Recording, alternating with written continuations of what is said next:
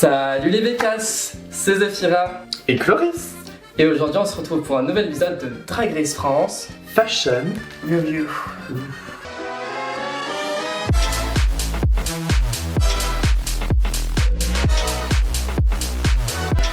Et aujourd'hui on se retrouve pour juger la catégorie Liberté, Égalité, Jean-Paul Gaultier. Et du coup Cloris, par rapport à ce thème, qu'attendez-vous de voir sur nos dragues de France? Eh bien, Zephyra, qu'attends-je?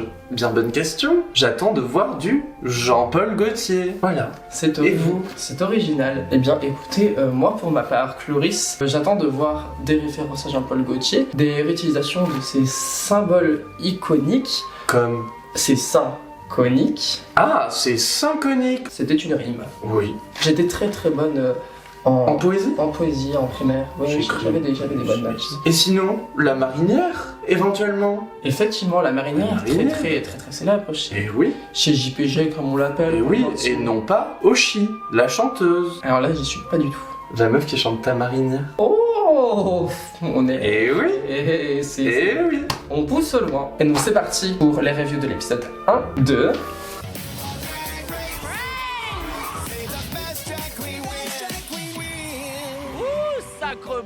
Sacre bleu. Et on va tout de suite commencer sans tarder par notre host de Drag Race France, Nicky Doll. Pour ma part, je vais commencer.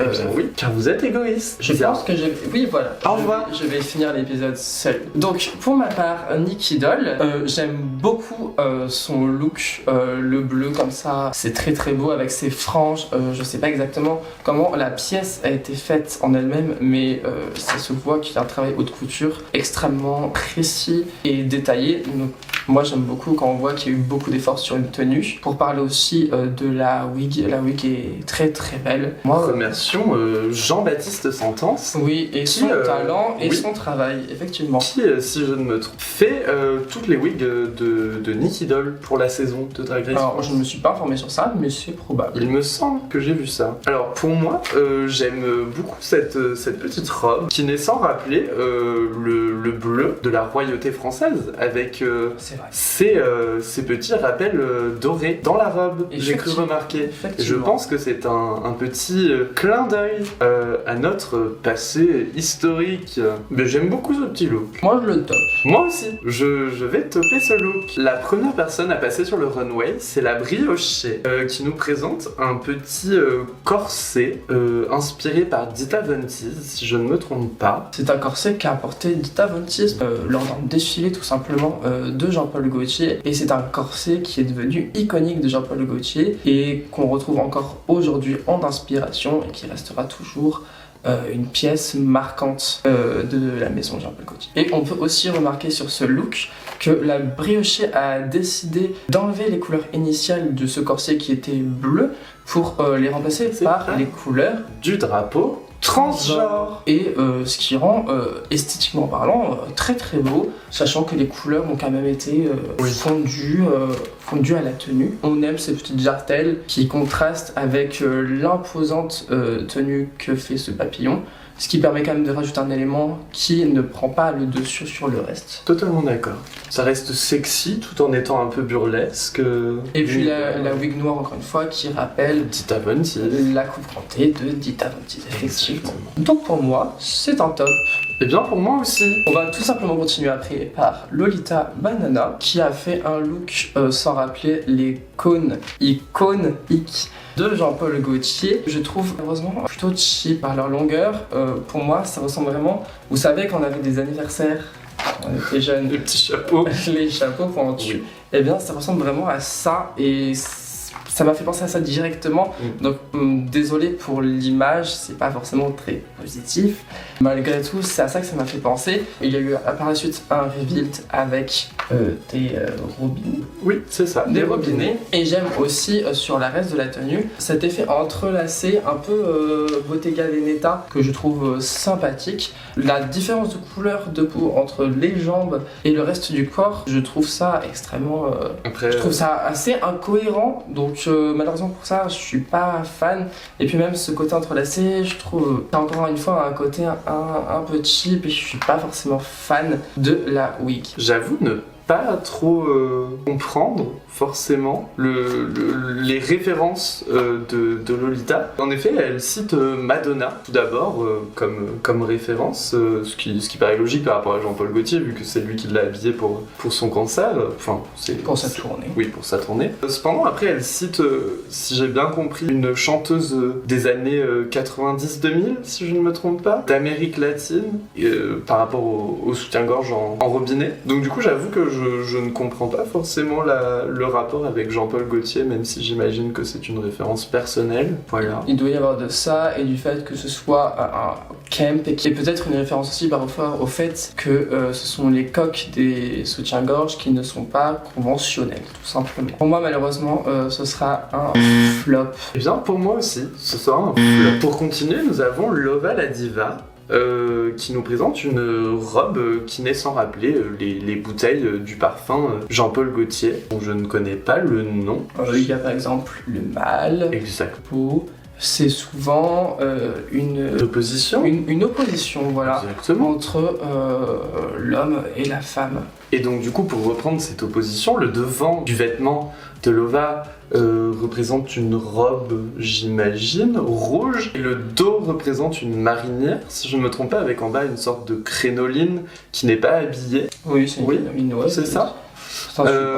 J'avoue que personnellement, j'apprécie pas du tout le look. Comme Daphné Burki a précisé lors des critiques, je trouve que le look fait un peu costume. L'exécution est pas forcément là, et puis je trouve qu'il manque vraiment quelque chose au look pour faire quelque chose de plus élevé. J'avoue que si on m'avait présenté le look comme ça, j'aurais pas crié Jean-Paul Gaultier. Et vous, Zéphira ? Eh bien, je vais rejoindre Chloé sur ce point-là, malgré le fait que j'adore l'idée. Je trouve que l'idée d'avoir eu l'idée justement d'utiliser les bouteilles de parfum comme référence à Jean-Paul Gaultier, sachant que tout le monde connaît les bouteilles Jean-Paul Gaultier, tout le monde connaît les parfums Jean-Paul Gaultier. Peut-être pas si vous vivez dans une grotte. C'est possible, mais si vous vivez dans une grotte, vous ne voyez sûrement pas cette vidéo, Cloris. C'est fort probable. Donc pour moi, l'idée en elle-même est fantastique. Après, sur la réalisation, comme l'a dit Chloé juste avant, Daphné Burki attendait quelque chose de plus couture, et c'est exactement la même chose. Pour ma part, j'attends pas à avoir du Jean-Paul Gaultier en termes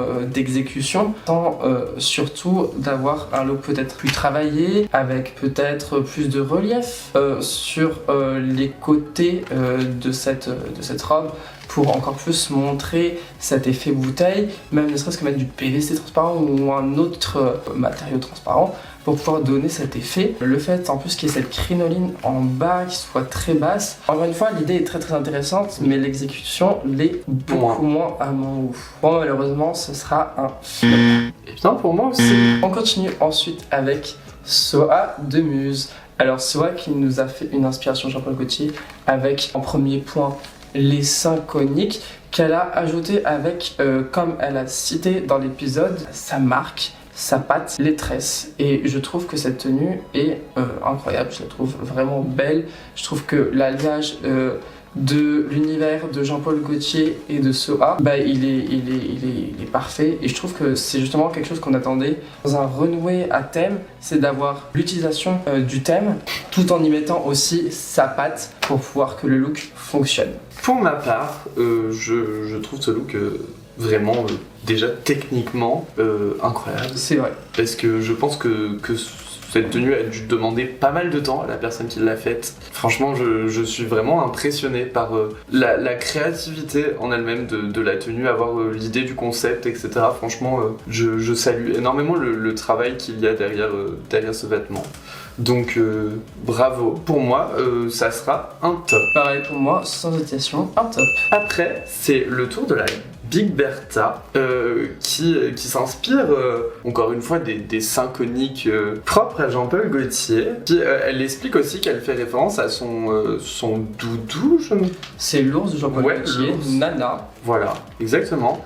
Je trouve cette tenue très belle et très franchement originale. Enfin, je m'attendais pas du tout à avoir une référence assez personnelle. Ouais. Mais j'apprécie énormément. L'ours Nana d'ailleurs qui a aussi inspiré Jean-Paul Gaultier, qui est très connu. Et moi aussi j'aime beaucoup ce look parce que comme pour Soa, On a un mélange de l'univers de Jean-Paul Gaultier avec cet ours. Et en plus de ça, le fait d'avoir choisi cet ours, c'est quand même quelque chose d'humoristique, c'est de la comédie et c'est la Luc Bertha. Parce que la Luc Bertha, l'humour, elle sait faire, elle s'y connaît. Et justement, encore une fois, l'alliage des deux avec l'énergie de Luc Bertha, ça pouvait aller qu'à elle, tout simplement. Donc pour moi, ça fonctionne très très bien et c'est un top. Totalement d'accord. Je rejoins Séphira pour ça. Pour moi, ça sera un top aussi. Et ensuite, on passe maintenant à notre très cher Kaena. Alors, Kaena, elle a opté pour les mains de Jean-Paul Gaultier. Encore une fois, c'est une référence à avoir. C'est les fameuses mains que Jean-Paul Gaultier a mis sur certaines de ses tenues. J'aime bien ce look un peu hypnotisant, un peu intriguant, avec ce blanc, ce choix de wig, tous les symboles, etc., ce voile flottant. Moi j'aime beaucoup ce que ce look dégage et je trouve que c'est très Kaena. J'allais dire la même chose, j'allais dire très Kaena. Oui, look inspiré d'ailleurs par Josiane Balasco, si je ne me trompe pas. Mais je rejoins totalement Séphira sur ses commentaires.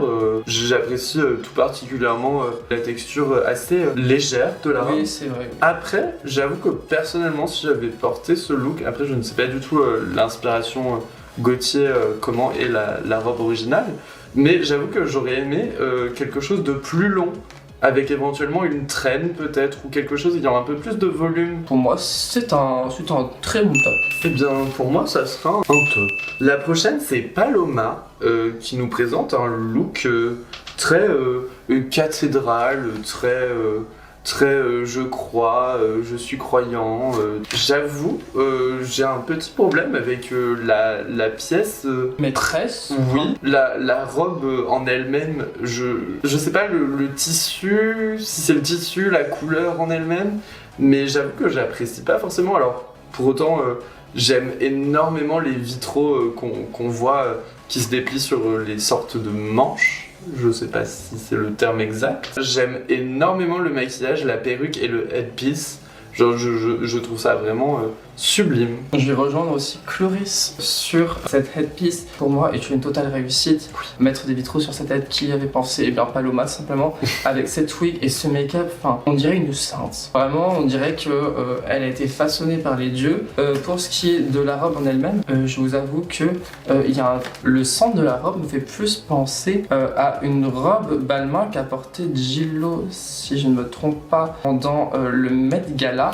Oui, j'allais dire très Met Gala cette robe. Et qui me fait penser beaucoup à cette tenue-là. Pour le coup, je n'aurais pas forcément une grosse référence à Jean-Paul Gaultier. Ces manches qui se découvrent avec les vitraux, c'est une très bonne idée, comme si la lumière passait à travers les manches. Oh, ça aurait été intéressant d'ailleurs d'utiliser un tissu transparent. Encore une fois, un tissu transparent aurait été une bonne idée. Un tissu transparent coloré, ça aurait rajouté quelque chose. Ce look de Paloma, c'est un top, un petit top. J'adore le haut, j'aime moins le bas. Mais est-ce que c'est un mauvais look? Pour moi, non. Ça rentre dans le thème, on y est. Personnellement, j'avoue que j'hésite un petit peu entre top ou flop. Mais je pense que je vais donner un très léger top pour cette tenue, car je trouve que le haut sauve vraiment le reste de la tenue à mon goût. On passe maintenant à notre drague la plus chic, bien évidemment, c'est Cam Hugh. Pour Cam, je pense que si vous n'aimez pas cette tenue, je ne comprends pas. Je pense que vous devriez aller brûler en enfer, éventuellement. Alors non, c'est un peu extrémiste, Cloris. On aime et on chérit son prochain. Encore une fois, comme je l'avais dit dans le look de promo, l'utilisation des couleurs pastel qui va parfaitement à Cam. Cette wig faite par Christophe qui est magnifique, c'est arsenic en drague. Exact. Cette tenue, ce corset directement, on s'est dit Maxime Lotin, le seul of course. Enfin, pour moi, ce look, il est incroyable. En fait, moi, ce que j'aime dans les looks de Cam, c'est qu'il y a une certaine simplicité, mais il faut pas en rajouter plus, en fait. Il y a une simplicité qui est là, on le voit, on se dit waouh, c'est beau, mais on se sait pas pourquoi c'est beau, mais je trouve que c'est beau parce que c'est simple et qu'il n'y a pas plein de fioritures partout. Il y a de ça aussi, je trouve, et notamment cette tenue qui trouve aussi beaucoup son originalité par rapport à ces bandes qui partent, qui sont assez géométriques, asymétriques. Incroyable. Et encore une fois, c'est magnifique. Enfin, je suis bouche bée. Voilà. J'aime beaucoup. Je pense qu'on peut noter en effet la technique incroyable de ces rubans qui flottent. Vraiment, j'admire le travail de corsetterie. Personnellement, je ne parlerai pas de simplicité, je trouve, dans les looks de Cam, mais justement, je trouve qu'il y a un certain raffinement qui donne une élégance à ces looks, et je trouve que c'est vraiment très appréciable de voir un look aussi bien construit et réfléchi. Franchement, je trouve ce look extrêmement beau. C'est vrai qu'effectivement, je trouve que Cloris a beaucoup mieux résumé ce que je voulais dire. Quand j'entends simple, c'est pas quelque chose de négatif, mais par le raffinement et le fait que, ne serait-ce qu'utiliser une seule couleur, ça suffit en fait pour faire un look Exactement. qui est incroyable en fait, tout simplement, sans utiliser en fait des pièces immenses. C'est plutôt ça ce que je voulais dire par simple. C'est vraiment un côté détail qui me fait penser surtout par exemple à la tenue de promo de Kaena, où on peut se dire au premier abord c'est simple, et en fait c'est construit d'une telle manière que petit à petit on regarde, on voit les perles, etc. Mais là c'est exactement pareil pour moi, et je suis totalement fan, et pour moi c'est un énorme top. Et alors, juste pour rajouter un petit détail, je trouve appréciable le travail en rappel au niveau des couleurs. Notamment, on peut le noter chez Kaena dans son look de promo, qui avait des lèvres rouges, si je ne me trompe pas, qui contrastait énormément par rapport à sa tenue qui était plutôt verte. Et là, Cam... des couleurs complémentaires. Exactement. Révisez votre colorimétrie si vous ne l'avez pas fait. Exactement. Cam qui porte des bleus, des tons bleutés, des tons plutôt froids, qui contrastent par rapport aux couleurs de son maquillage. Avec un peu de jaune par exemple. Exactement. Des couleurs qui sont orangées. Qui s'en rapprochent pas forcément, qui sont complémentaires ou qui s'en rapprochent en tout cas. Exactement. Pour moi, ça sera un énorme top. La suivante, c'est notre icône bordelaise, Ellipse. Ellipse nous présente sur le runway un look inspiré par une robe en cravate de Jean-Paul Gaultier. Oui, l'utilisation de cravates en général, en outrance, mais pas dans le mauvais sens du terme. J'avoue que personnellement, je dois noter le fait que Ellipse a lui-même cette tenue, et je trouve ça incroyable, mais j'avoue que personnellement, c'est pas du tout quelque chose que je ne me vois porter ou que j'apprécie. En tout cas, c'est pas quelque chose que je trouve très attirant esthétiquement. Après, ce n'est que mon avis, et j'en suis absolument garante. Et pour moi, j'aime encore une fois le fait que Ellipse nous remette cette sorte de cagoule, ou cette tête qui est complètement... sa tête qui est centrée... Et pas cintrée. Oui. J'aime encore une fois le fait de remettre cet élément qui représente pour moi Ellipse, avec ce chapeau de forme qui donne un côté très... c'est un costume, mais complètement décortiqué, désorganisé et remis en place. Un peu comme ce qui se passe dans ma tête finalement. Le seul point que je n'apprécie pas forcément, c'est le bas. Je trouve qu'un pantalon noir comme ça, en fait, je n'ai aucune idée de ce qu'on aurait pu mettre à la place pour que personnellement, moi, je sois satisfait. Mais je sais pas, il y a un truc qui me gêne. Alors, je ne sais pas. Je suis désolé, je ne sais pas. Sur le fait que les cravates soient bien en arrondi et qu'elles tournent, très très bien réalisées, Ellipse.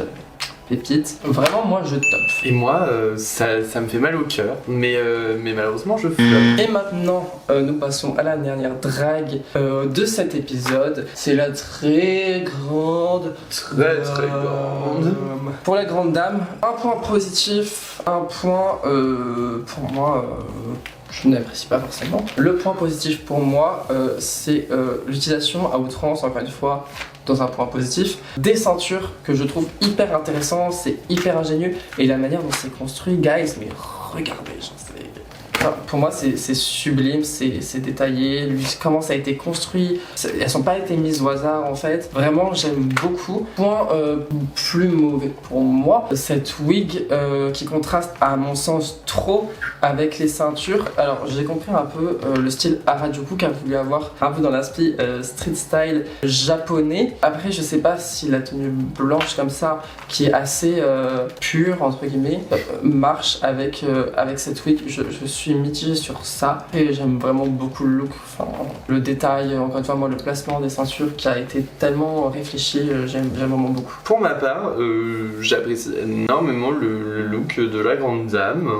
J'avoue que je sais pas forcément quoi dire de plus, j'ai l'impression que t'as très bien résumé. Personnellement, j'aurais pas forcément vu cette perruque avec, mais je trouve que ça va plutôt bien avec en soi. Les couleurs, je trouve, contrastent bien avec le blanc, justement. Ça permet de faire un petit rappel coloré et de rajouter un petit pop à la tenue. Et puis le make-up est très beau et ça donne un côté très fashion, comme on dit. Exactement, très, très grande dame au final. Oui. Et du coup, pour moi, c'est un top. Et bien pour moi aussi, ce sera un top. Et cette semaine, Cloris, toi, avez-vous des hot tops à nous donner? Mon hot top de la semaine, ça sera le look de Canyon. Voilà. Qui lui fait remporter déjà une étoile. On va compter en étoiles parce que ici, on est des stars. Un petit lapsus. Comme dirait Nicky Doll, nos avis divergent, Zéphira. Excellent. Le jeu de mots, si vous n'avez pas compris, bande de petits coquins. Nicky Doll RPZ. Et pour moi, ce sera 2 hot tops cette semaine.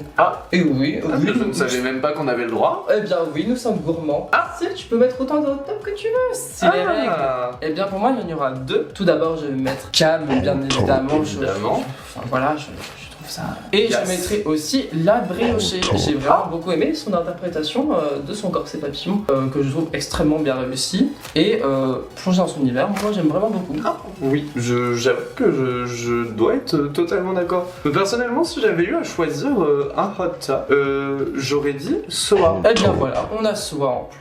Ça nous fait 2 étoiles pour Cam, une pour Soa et une pour la briochée. Et j'ai hâte de voir en fin de saison combien d'étoiles auront remporté nos queens. Et du coup, c'est la fin de notre épisode avec Cloris qui a été avec nous pendant 2 épisodes. N'hésitez pas à la suivre sur les réseaux sociaux tels que par exemple Instagram. OnlyFans aussi. Je n'étais pas du courant. Non.